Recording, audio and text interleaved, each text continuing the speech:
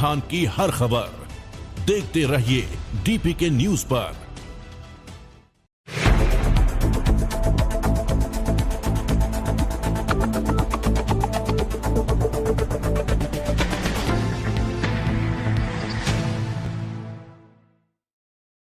विधानसभा चुनाव से ठीक पहले भाजपा ने मुख्यमंत्री अशोक गहलोत के किले में बड़ी सेंध लगाई है। 40 साल से सीएम गहलोत के करीबी व जोधपुर के पूर्व महापौर रामेश्वर दहदीच ने गुरुवार को भाजपा का दामन थाम लिया।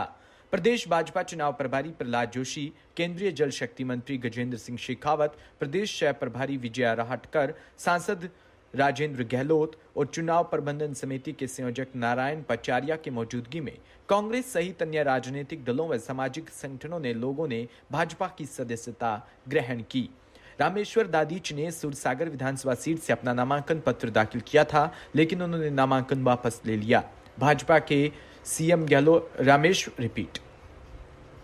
रामेश्वर दादीच को देखने पर कई बार लोग भ्रमित भी हो जाते हैं, क्योंकि रामेश्वर दादीच की शक्ल काफी हद तक सीएम अशोक गहलोत से मिलती है। खास बात यह है कि रामेश्वर दादीच अशोक गहलोत के करीबी माने जाते थे और पिछले 40 साल से सीएम गहलोत और रामेश्वर के काफी अच्छे रिश्ते रहे हैं।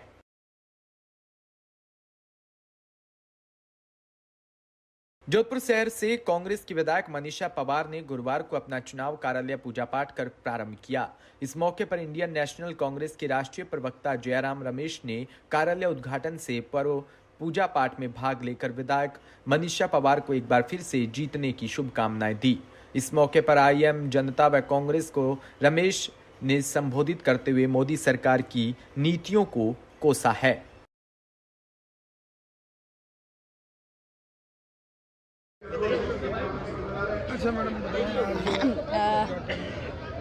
2023 के चुनाव में प्रत्याशी के रूप में नामांकन भरा। उसके पश्चात आज कार्यालय का उद्घाटन किया गया, जिसमें सभी धर्म गुरुओं को बुलाकर उनसे आशीर्वाद प्राप्त किया। सभी संतों ने, चाहे वो राम प्रसाद जी महाराज हो, चाहे क्रिश्चियन समाज से हो, चाहे सिख समाज से हो, चाहे जैन समाज से हो, चाहे मुस्लिम समाज से हो, शहर काजी साहब ने सभी ने मिलकर आशीर्वाद प्रदान किया।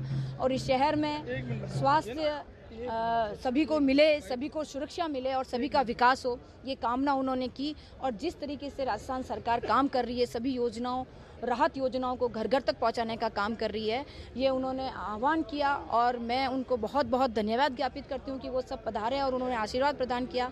इसी के साथ सभी कांग्रेस के पदाधिकारी, कांग्रेस के कार्यकर्ता, आम जन का आशीर्वाद आज मिला है। मैं उनको सबको बहुत बहुत धन्यवाद ज्ञापित करती हूँ कि उन्होंने इस कार्यालय उद्घाटन में पधार कर जो मुझे विश्वास, आशीर्वाद प्रदान किया, उसके लिए बहुत बहुत धन्यवाद।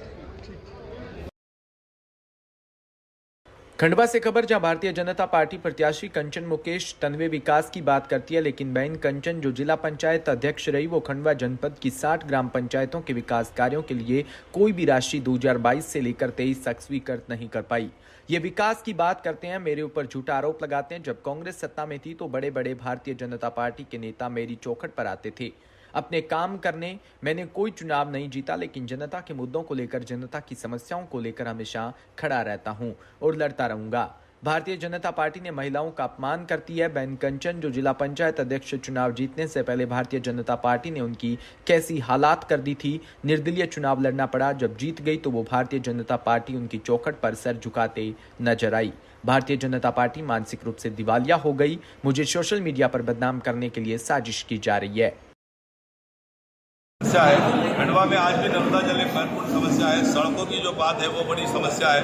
रोजगार के लिए रुधि ग्रोथ सेंटर एक महत्वपूर्ण समस्या है। ऐसी बहुत सारी समस्याएं जिनको लेकर आप इस मेरे संकल्प पत्र को आप पढ़ेंगे तो आपको पता चलेगा। किसानों के लिए भी आपने कुछ बात? बिल्कुल, किसानों के लिए मैंने स्पष्ट कहा है कि संपूर्ण मध्य प्रदेश में बिजली का शेड्यूल क्या होगा मुझे नहीं मालूम, लेकिन कमलनाथ जी का वरद हस्त होने के कारण मैं ये जिम्मेदारी से वचनपूर्वक कहना चाहता हूँ कि मेरे खंडवा के किसान सुबह 8 से रात के 8 बजे के बीच में ही खेतों के लिए बिजली पाएंगे।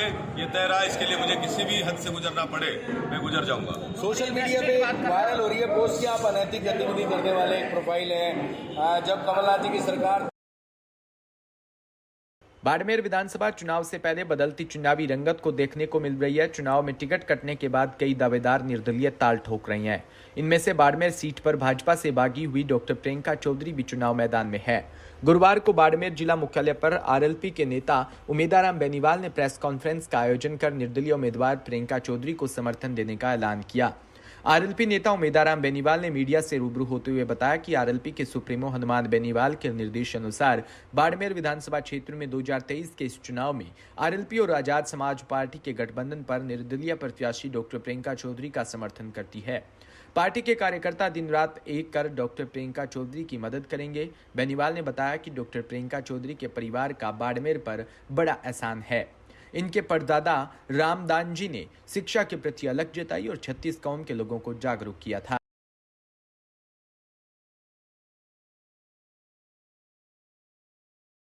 राजस्थान विधानसभा चुनाव के मैदान में उतरी भाजपा की रणनीति की धार देने के लिए पीएम नरेंद्र मोदी गुरुवार को राजस्थान दौरे पर रहे।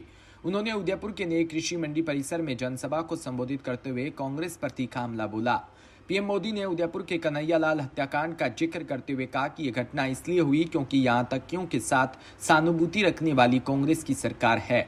इस दौरान पीएम प्रदेश में महिला अत्याचार से लेकर भ्रष्टाचार के मामले में प्रदेश की गहलोत सरकार पर जमकर बरसे। पीएम नरेंद्र मोदी ने जनसभा को संबोधित करते हुए कहा कि मेवाड़ शौर्य की धरती है, लेकिन इस धरती को जब जब कांग्रेस की नजर लगी तब इसके स्वाभिमान को गहरी चोट पहुंची है। कांग्रेस की सरकार में मानवता को शर्मसार करने वाली बातें हो रही है। उन्होंने उदयपुर के कन्हैयालाल हत्याकांड का जिक्र करते हुए कांग्रेस सरकार पर भी तीखा हमला किया है।